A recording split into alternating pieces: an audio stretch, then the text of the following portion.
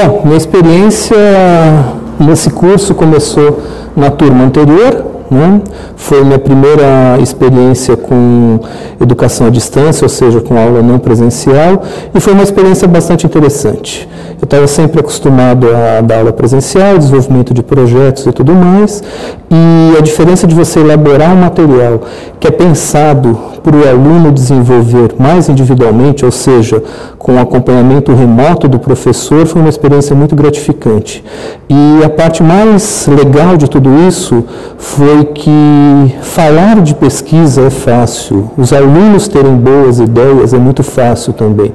Agora, como diz um grande amigo meu, Eduardo Tomanic, o difícil é colocar no papel. E o fato de você ter uma apostila, onde os alunos eram obrigados a ler, estudar e, sobretudo, apresentar um retorno para a gente na forma de um texto, isso fez com que os projetos avançassem bastante. Então foi uma experiência bastante interessante do ponto de vista da metodologia, do ponto de vista da educação à distância, e na parte de segurança da informação também é uma área relativamente nova para mim, é uma área que eu abordo um pouco tangencialmente pela ciência da informação, sobretudo pelo campo da arquivologia, né, mas eu nunca tinha tido um contato tão intenso. Então poder ler os projetos dos alunos, poder auxiliá-los em suas dúvidas, acompanhar o desenvolvimento da pesquisa foi uma coisa bastante gratificante.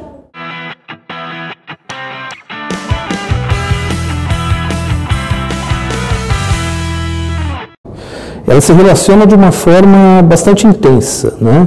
Eu acho, inclusive, que ela tem uma relação muito mais forte com a própria arquivologia do que a ciência da informação pensada de um ponto de vista teórico, né?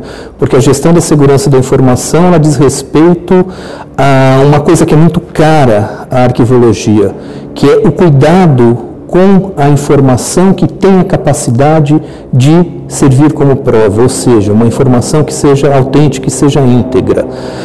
Se você pegar o acrônimo, né, o acrônimo mãe aí da segurança da informação, a DICA, né, que a informação tem que ser disponível, confidencial, íntegra e autêntica, né, esse acrônimo tem tudo a ver com o documento de arquivo. Né? Ele tem que estar disponível para quando você precisa acessar o arquivo, quando você precisa do documento. Mas no arquivo, somente o documento não é suficiente. Você precisa do documento que tenha integridade, que seja autêntico. Esse acrônimo da segurança da informação, a DICA, ele tem muito a ver com a área da arquivologia, né? Na arquivologia, a gente tem que preservar os documentos que sirvam como prova. Então, não basta na arquivologia você ter somente a informação. Por exemplo, todo mundo que declara imposto de renda, não basta dizer, ganhei tanto no ano passado, paguei tanto de imposto. Se for necessário, você tem que provar essa informação. E como é que você prova isso? Com o seu contra-cheque, com o documento emitido, com o documento que seja autêntico, né? Então, essa informação tem que estar, esse documento e essa informação no campo dos arquivos, eles têm que estar disponível quando é que você precisa. Ele tem que ser confidencial também, porque o seu contra-cheque, algumas informações de ordem privada, elas não têm que ter amplo domínio público, né? Elas têm que ser íntegras. E elas têm que ser acessíveis para quando você necessita. O que muda, no caso, é que na gestão de segurança da informação a gente trabalha basicamente com informação digital. E no caso dos documentos de arquivo, existe, né, a ideia de que se trabalha muito com o documento em meio material, em meio físico. Hoje em dia, essas coisas mudaram bastante. Você tem muito o documento em formato digital, e isso dá um novo paradigma de discussão do que é esse documento de arquivo, de como é que você organiza esse documento de arquivo, e os pressupostos da segurança da informação, eles casam completamente com os pressupostos da arquivologia. Mais uma vez, não é suficiente que você tenha somente a informação. Essa informação, ela tem uma materialidade. Inclusive, quando você fala em segurança da informação, não basta dizer, olha, a informação é tal, essa informação tal, ela está materialmente colocada numa nuvem, mas uma nuvem a gente sabe que não é uma nuvem, é algum computador físico, um conjunto de computadores físicos em algum lugar do planeta Terra. Você tem algumas indicações, por exemplo, em segurança de informação, a questão de backup, a questão de você separar os backups, inclusive de lugares físicos. As coisas se imbricam muito, né? O documento digital, a segurança da informação eletrônica e a arquivologia. Em termos de ciência da informação, né, a relação também é total, né? Quando você fala em ciência da informação como um campo interdisciplinar para alguns, pluridisciplinar, multidisciplinar, não quero entrar aqui nessa discussão, mas significa que você vai analisar e estudar o fenômeno informação nas suas múltiplas manifestações. O fenômeno informação nas suas múltiplas manifestações, ele necessita de duas coisas fundamentais. Uma coisa é a organização e gestão dessa informação, outra coisa é a comunicação e o uso dessa informação. Gestão da segurança da informação nada mais é do que exatamente isso. Pensar como é que você organiza e como é que você faz a gestão dessa informação, com qualidade, com segurança, né, mas sobretudo com qualidade, e pensar também no uso dessa informação, como é que ele está sendo feito, como é que ele está sendo comunicado, quem necessita dessa informação está tendo acesso a essa informação como deveria ter, não está tendo acesso, alguém mais que não poderia ter acesso a essa informação está tendo ou não está tendo, essa informação está chegando de um modo íntegro. Eu acho que a discussão é completamente central, nevrálgica no campo da ciência da informação.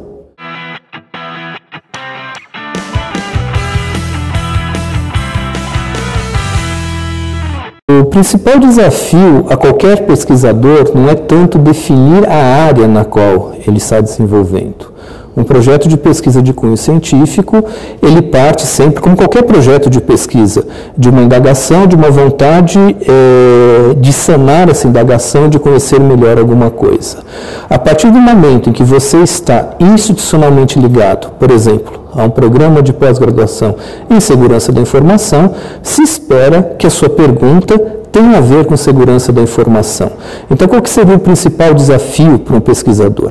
Ele pensar em questões no universo que o rodeia, né, relacionado a essas várias manifestações da informação, pensando na integridade dessa informação, na autenticidade dessa informação, no acesso dessa informação, ou na restrição do acesso, nos problemas de acesso e assim por diante.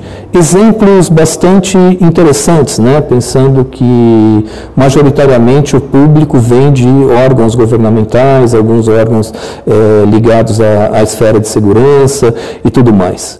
São setores chaves que trabalham com um produto majoritariamente que se chama informação, né? Eles podem ter algum outro tipo de atividade fim, mas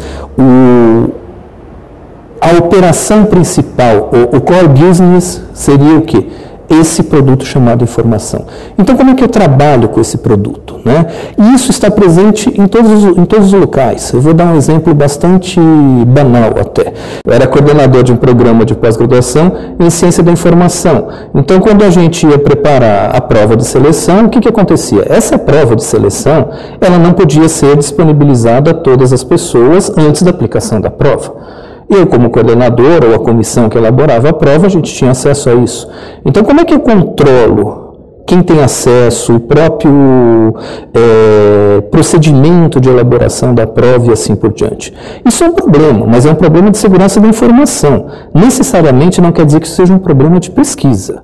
Não é como resolver problemas de segurança da informação, é como pensar problemas de segurança da informação de um modo científico.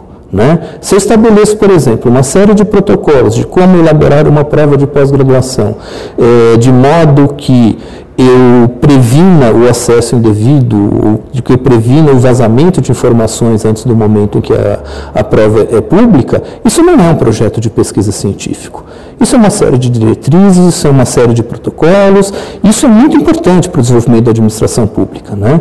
A grande questão da ciência é eu pensar isso de um modo mais abrangente. Então, eu vou pensar não em como resolver o problema lá da Secretaria do Programa de Pós-Graduação que eu coordenava, mas eu vou pensar como é que isso pode ter uma manifestação mais generalizada. Como que essa questão da segurança da informação, nesse caso específico, de provas de seleção, como é que isso tem uma manifestação na sociedade, né?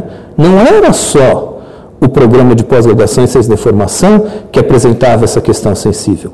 Outros programas de pós-graduação, outros tipos de exame. A gente viu recentemente, no ano passado, né, questões relativas a vazamento de prova, de ENAD, de provão, etc. Né? Como é que eu posso resolver isso? Como é que eu posso explicar o fenômeno? Sempre que eu estou trabalhando em termos científicos, eu estou pensando numa coisa que é entender um fenômeno. Qual seria o meu fenômeno aí? A elaboração de um exame, por exemplo. Entender esse fenômeno em que dimensão? Elaborar o exame pensando na questão do vazamento ou não vazamento dessas informações. E a contribuição científica, o que é? É tentar promover uma explicação para como esse fenômeno vai funcionar. Então, o que seria um projeto científico? Né? Tentar entender esse fenômeno, não aquele caso específico. Mas veja bem, eu não consigo, enquanto um pesquisador solitário, trabalhar todos os programas de pós-graduação da UNB, ou todos os programas de pós-graduação do Brasil, ou todos os programas que fazem provas e exames que devem ser... Eu tenho que trabalhar um só, né? Que é o limite do que eu consigo fazer. Quando eu trabalho um só, eu posso trabalhar alguns, mas quando eu parto de uma coisa mais restrita, é o que a gente poderia chamar, por exemplo, de estudo de caso. Né? Então, o que seria o estudo de caso? É eu pensar em como estudar um caso específico, mas não para entender aquele caso. Entender aquele caso tentando pensar numa coisa mais ampla, tentando pensar no problema geral. Né? Um exemplo muito cristalino em história de ciência, se vocês quiserem entender. Pensa, por exemplo, a teoria da evolução. Né? Quando Darwin formula ela. Ele usa vários exemplos, ele estuda vários casos, mas não é porque ele estuda, por exemplo, as tartarugas das Galápagos, que ele vai chegar a diversas conclusões, mas ele consegue chegar, analisando aquelas tartarugas, aquele caso onde ele identifica uma teoria, ou seja, uma explicação de por que aquelas tartarugas, ao longo da reprodução, não tiveram tais características e outras não, ele consegue transferir isso para tentar pensar uma explicação mais global. Né?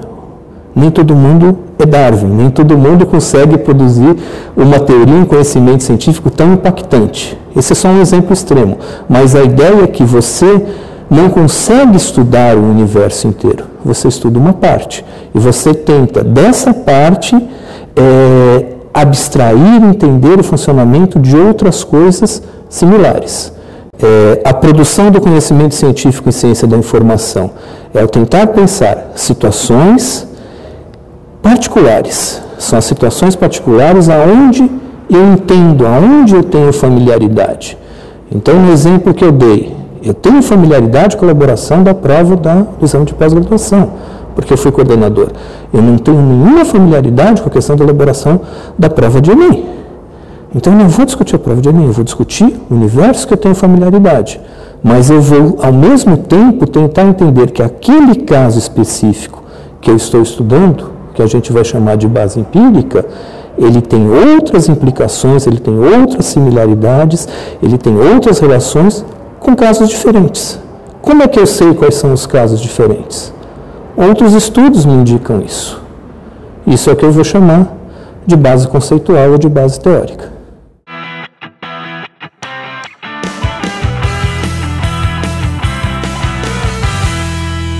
A importância do refinamento da pergunta de pesquisa, ela é vital. É o que diferencia, por exemplo, uma mera indagação de curiosidade, vamos dizer assim, infantil, de um trabalho científico. Né? Se a gente perguntar, por exemplo, por que chove? Você tem algumas respostas. Porque Deus quer que chova. Ou porque a água evaporou e não sei o que lá. Nenhuma dessas perguntas hoje seria uma grande pergunta de pesquisa, porque você inclusive já tem a resposta. Né? Então, quando você vai produzir algum conhecimento, a sua pergunta ela tem que ter uma qualidade suficiente que a resposta dela leve à produção de algum conhecimento novo. Senão é simplesmente sanar uma curiosidade. Você perdeu o relógio, seu relógio está quebrado, você está atrasado para alguma coisa, você pergunta para alguma pessoa, que horas são? É uma pergunta, mas não é uma pergunta de pesquisa. Não é? Como é que você refina uma pergunta de pesquisa? Você refina uma pergunta de pesquisa a partir do momento que a sua curiosidade está relacionada a entender o funcionamento de um processo, a entender um fenômeno, e você vai, com a sua pergunta, buscar a explicação desse fenômeno. Então, muitas vezes, o iniciante, o estudante, o pesquisador iniciante, ele tende a fazer perguntas do tipo fácil. O que acontece se, por exemplo, eu deixar que o código-fonte de um programa altamente sigiloso fique aberto? É muito provável que alguém copie e o programa deixe de ser sigiloso. Isso responde à pergunta, mas isso não gera nenhum conhecimento científico. Né? Muitas vezes o iniciante em pesquisa faz aquelas perguntas. Quero identificar quais são as vantagens de uma coisa e desvantagens de outras coisas. Né? Isso tampouco, isso é uma simples constatação. Né? Ora, se eu usar tal software, isso é melhor, se eu usar tal software, isso é pior. Eu lembro uma vez de um aluno que queria fazer um teste sobre a questão de velocidade ou não de quebrar criptografia com uma placa de NVIDIA, porque, segundo ele, a placa NVIDIA tinha algumas características diferentes de uma placa de vídeo normal. Isso não é uma grande pergunta de partida. Isso é um teste. Aí você chega à conclusão, a placa funciona mais ou funciona menos. Você não pode sair como a resposta da sua pergunta de partida com um grande "e daí?" Ou, sim, respondi a minha pergunta. Uma boa pergunta de partida é aquela que não tem uma única resposta. E, como uma segunda característica, uma boa pergunta de partida, ela leva a outras perguntas mais complexas.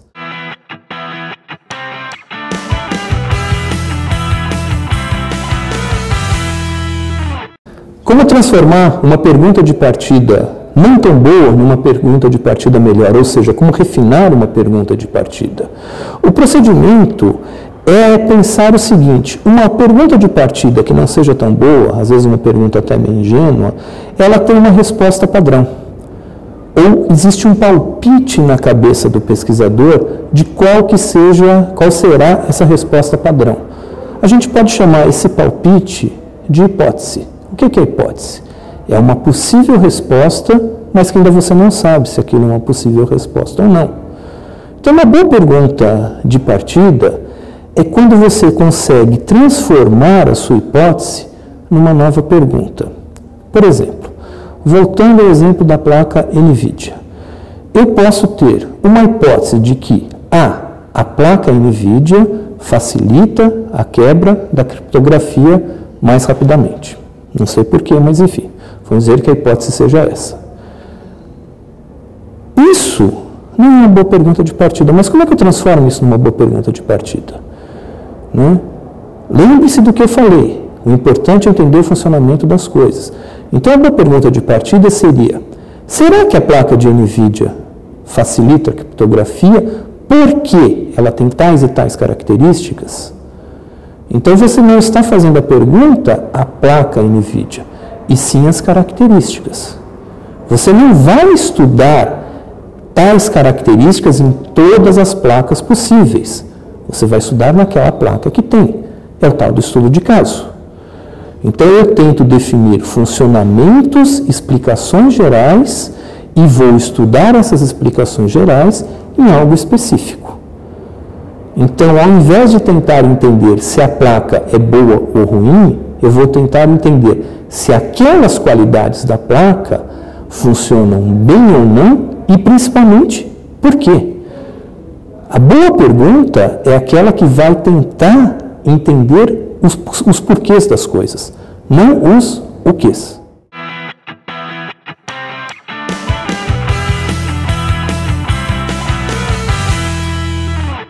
Na verdade, é a parte concreta.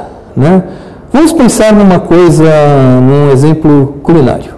Se você souber como faz um bolo, tudo sobre como fazer um bolo, isso é a sua base conceitual. Por que fazer um bolo? Como comer um bolo? E olha que como comer um bolo tem várias questões práticas. Um bolo de aniversário tem todo um ritual, assopra a velhinha, não assopra a velhinha, corta desse jeito, não corta desse jeito, etc. Mas em nenhum momento você pegou o bolo. A base empírica é o concreto da sua pesquisa. Você pensar numa base empírica em segurança da informação. O que é a base empírica da segurança da informação? Se você vai discutir, por exemplo, o acesso ao dado sistema, é o próprio sistema, ou o usuário do sistema.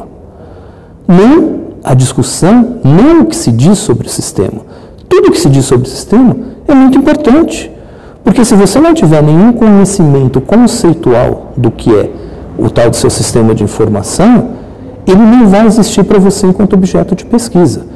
Mas em algum momento você precisa, né, às vezes as pessoas falam, fazer a prova do pudim, fazer a prova dos 9, pegar a base concreto. Então, por exemplo, um exemplo de base empírica, né? Então, como prevenir, uma pergunta que seja, como prevenir cyberataques num sistema que tenha tais e tais características?